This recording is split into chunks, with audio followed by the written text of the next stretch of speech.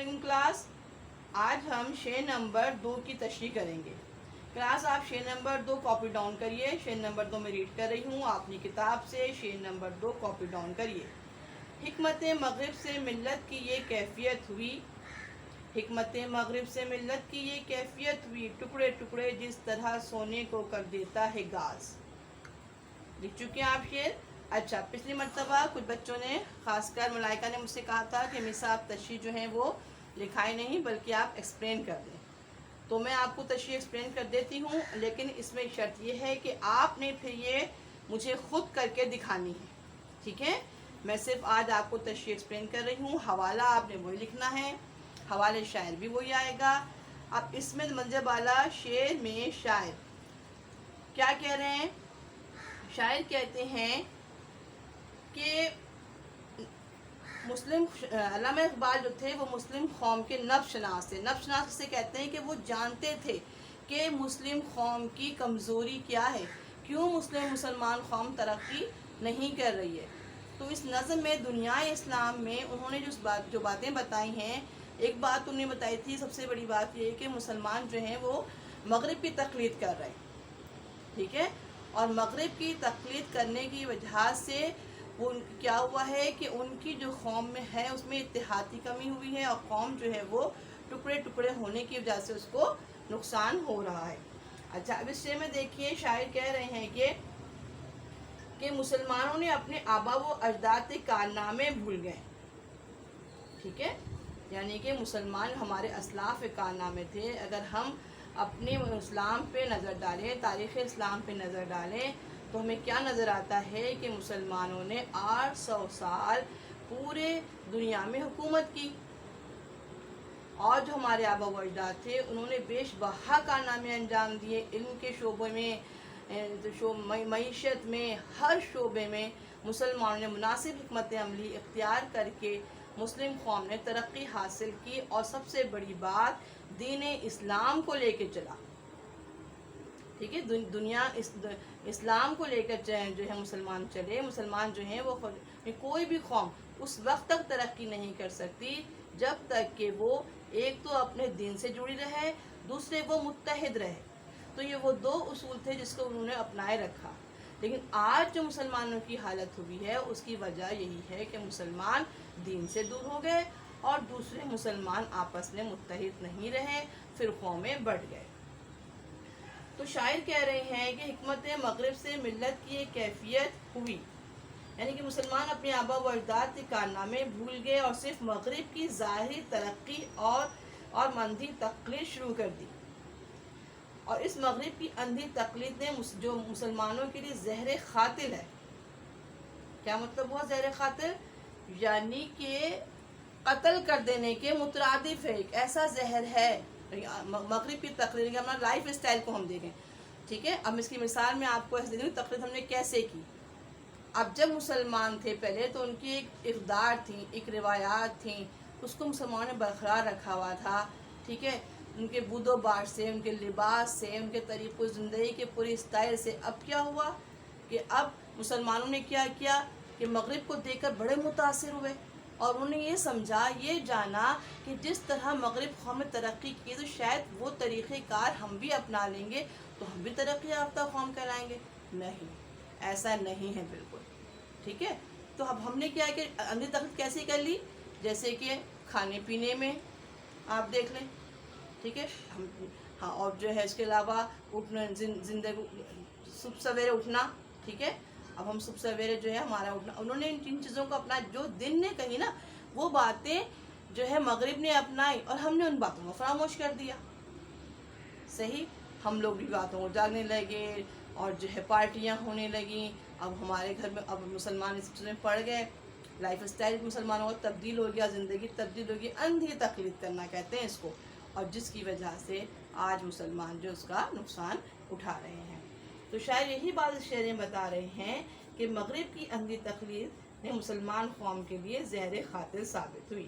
مسلم قوم کی حالت بہتر ہونے کے بجائے کیا ہو گیا؟ بگڑتی چلی گئی، اور وقت گزرنے کے ساتھ ساتھ وہ ٹکڑے ٹکڑے ہوتی چلی گئی. اور سب سے بڑی بات ان کے اندر نفاق پیدا ہو گیا. نفاق کیا؟ تفرقہ. آج ہم میں کوئی مہاجر ہے، कोई सिंधी है, कोई बलूची है, ठीक है, हम इसमें पड़ गए। तो इन सब चीज़ों की वजह से हमारे अंदर से क्या हो गया, इत्तेहाद ख़त्म हो गया, यगानत ख़त्म हो गई, ठीक है। जबकि हमें हमारे दीन ने हमें क्या कहा है कि हम मुत्तहिद रहें, सही। और जैसे कौम मज़हब से है, मज़हब जो नहीं कुछ नहीं, कौम मज़हब से है, मज़हब जो नहीं तुम भी नहीं, जज्बे बाहम जो नहीं, महफिले अंजुम भी नहीं। सितारों को हम देखते हैं आपस में दूसरे के साथ जुड़े हुए ना, आसमान पर जो आसमानों पर सितारे की महफिल जमी हुई है, वो किस वजह से जमी हुई है कि उनमें से कोई एक सितारा अपने हुदूद से निकल नहीं रहा, उनमें इत्तेहाद है। जबकि अगर हम अपने आप को देखें, मुसलमानों को देखें, तो हमें क्या हो गया है कि हम जो है वो हर शख्स अपनी अपनी 1.5 इंच की मस्जिद बनाकर बैठा हुआ है, सही। और यही वजह है कि हमारे अंदर जो नफाक पैदा हो गया, तफरक़ा पैदा हो गया, ये हमको ले डूब रहा है। आ रहा है समझ में आपको? अच्छा, फिर उसकी मिसाल उन्होंने बड़े अच्छे अंदाज से दी। उन्होंने कहा है गाज, गाज किसे कहते हैं? गाज एक किस्म का केमिकल होता है जो कि सोने को गला कर रख देता है, ठीक है। तो उसकी उन्होंने मिसाल दी है कि जिस तरह गाज सोने को टुकड़े टुकड़े कर देता है, यानी उस केमिकल को डालकर, जो सोना जब होता है असल क्रूड फॉर्म में, तो केमिकल डालते हैं और फिर वो उससे क्या होता है, सोना टुकड़े टुकड़े हो जाता है, रेज़ा रेज़ा हो जाता है। तो उसी तरीके से हम लोग ने, मुसलमानों ने जब मगरिब की अंधी तकलीफ शुरू कर दी, तो हम मुसलमान भी टुकड़े टुकड़े हो गए और फिर दूसरी अक़वाम को मौका मिल गया हम पर उंगली उठाने का और हमें तरक्की की राह में पीछे धकेलने का। आई समझ में आपको? शेर नंबर 2 की तशरीह आपको समझ में आ गई होगी यकीनन। आपने अब ये कॉपी पर खुद करनी है। अच्छा बच्चों, अब हमारे आते हैं शेर नंबर 3 की तरफ, ठीक है। मैं शेर नंबर 3 पढ़ रही हूँ। हो गया मानिंदे आबे अर्जा मुसलमान का लहू, मुस्तरिब है तू कि तेरा दिल नहीं दानाए राज, ठीक है। अब इसके हल लुगात देख लीजिए। आबे अर्जा यानी कि आप कहते हैं पानी को, और अर्जा बहुत ही ऐसा पानी यानी कि सस्ता, नहायत कम कीमत। आ रहा है समझ में? इसके लिए लुगात देखिए। आप पानी, अर्जा सस्ता, नहायत कम कीमत, और मुस्तरिब बेचैन, ठीक है। मुस्तरिब किसे कहते हैं? बेचैन को। और दानाए राज का मतलब राज समझने वाला, मुश्किल बातों को समझने वाला। ये तो थे इसके हल लुगात, सही। अब आप शेर की तशरीह में आपको वजाहत कर देती हूँ कि इसमें शायर क्या कह रहे हैं। तो इस शेर में शायर कह रहे हैं कि मुसलमान का जो लहू है, यानी कि मुसलमान का खून इतना कम कीमत हो गया है, कोई वक़्त ही नहीं रही उसकी कि हर जगह हम क्या देख रहे हैं, चाहे कश्मीर हो, चाहे बोस्निया हो, चाहे शाम हो, कितनी आसानी के साथ मुसलमानों का खून बहा दिया जाता है, ठीक है। यानी उसे कोई वक़्त नहीं है, जबकि इंसानी उनकी तो बहुत ज़्यादा अहमियत है ना। तो क्या मुसलमान इंसान नहीं है? ठीक है। जबकि मगरिब अपने आप को जो है वो इंसानी हुकूक का लंबरदार कहता है। मैं यह नाम नहीं लूँगी किसी कंट्री का, मैं सिर्फ मगरिब ही कहूँगी। जो खुद तो क्या कहते हैं कि हम जो है वो इंसानियत के अलमबरदार, इंसानी हुकूक के अलमबरदार, लेकिन सबसे ज़्यादा इंसानियत पर जुल्म करने वाले यही मगरबी दुनिया है, यही अहले मगरिब हैं, ठीक है, जिन्होंने मुसलमानों पर जुल्म व तशद्दुद का बाज़ार गरम रखा है। चाहे वो कश्मीर को देख लें आप, चाहे वो शाम को देख लें, कहाँ किस किस की मिसाल दी जाए, चाहे वो माजी हो, चाहे वो मौजूदा हालात हो या मौजूदा दौर हो। माजी में सल्तनत उस्मानिया टुकड़े टुकड़े हो गई थी, ठीक है। फ़लस्तीन हमसे छीना गया, बैतुल मुक़द्दस पे कब्ज़ा हो गया। तो ये सब कुछ किसने किया? मगरबी दुनिया ने किया, अहले मगरिब ने किया, और मुसलमानों का लहू इतना सस्ता हो गया। मुस्तरिब है तू कि तेरा दिल नहीं दाना है ना। अब शायर कहेंगे तू बेचैन है इस बात से, तुझे ये बात तकलीफ देती है कि यानी कि जिस तरह इकबाल के दिल में दर्द है, इकबाल के दिल में दर्द है कि उन्होंने उस वक्त वो बातें बताई जो आज भी हम जब पढ़ रहे हैं तो हमें समझ में आ रही हैं बातें, वही हालात नज़र आ रहे हैं। तो एक मुसलमान का दूसरे मुसलमान के साथ कितना गहरा ताल्लुक़ है। अगर किसी मुसलमान का खून बहता है तो उसकी तकलीफ़ हमें भी होती है या नहीं होती?